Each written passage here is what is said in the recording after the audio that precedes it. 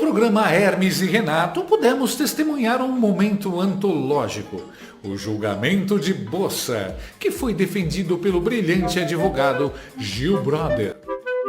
Ô Bossa! Um rapaz exemplar, um rapaz excelente, um jovem bacana, um jovem que nunca entrou em rebelfô, um jovem que nunca teve má situação, um rapaz bem criado pela sua avó, um rapaz criado a vitamina com leite com pera, um rapaz criado a ovo maltino, um rapaz criado a docinhos caramelados da geladeira, a sua vovó dá tudo de bom pra ele. Eu não acredito que o Bossa tenha feito uma coisa dessa. Você ri? Mas e se eu te disser que hoje nós tivemos um julgamento ainda menos sério do que esse? Ainda mais cheio de palhaçadas e de criaturas bizarras. Pois é, desde que o consórcio STF-PT tomou o poder, o Brasil virou um eterno episódio de Hermes e Renato. E nunca isso ficou tão claro quanto no julgamento de hoje. A primeira turma do Soviético Tribunal Federal iniciou nesta terça-feira o julgamento para decidir se aceita a denúncia da Procuradoria-Geral da República contra o ex-presidente Jair Bolsonaro e outros 7 acusados de planejar um suposto golpe de Estado de Taubaté após as eleições de 2022. Oh, que suspense! Será que eles aceitarão? Eu não consigo imaginar. Se a denúncia for aceita, os acusados se tornarão réus e responderão a uma ação penal no STF. Caso contrário, o processo será arquivado. O presidente da primeira turma agendou 3 sessões extraordinárias para o julgamento, 2 na terça-feira, às 9h30 da manhã e às 14 horas, e outra na quarta-feira, às 9h30 da manhã. Como se sabe, a acusação é uma farsa e o julgamento um teatro. As cartas já estão marcadas e não há nada que o regime Supremo PT queira mais do que prender Bolsonaro e deixar o caminho livre para a oligarquia corrupta que sempre mandou e roubou no Brasil. Caio Coppola falou muito bem sobre isso. O de Jair Bolsonaro é uma farsa, cujo desfecho já é conhecido por todos que têm olhos para ver e ouvidos para escutar.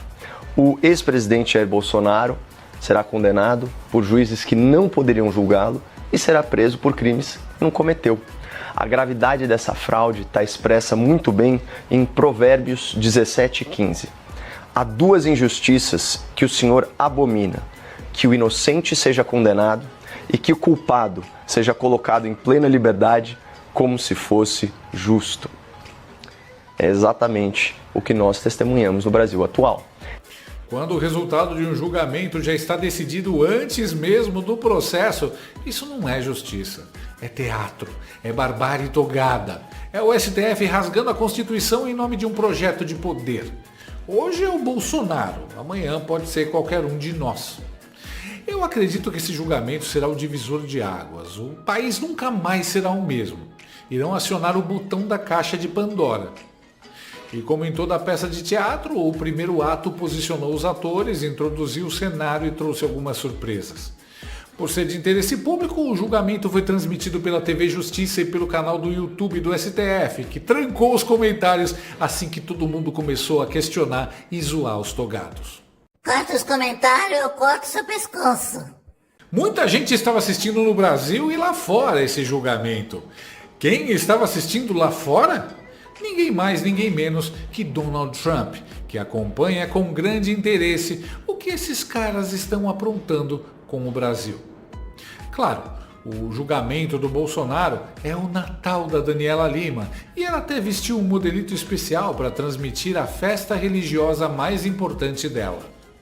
Bom dia, meninas. Bom dia para você que está em casa. Os ministros da primeira turma estão reunidos desde cerca de 8h30 da manhã, acompanhando pessoalmente os trabalhos da segurança e concentrando para iniciar o julgamento pontualmente às 9h30.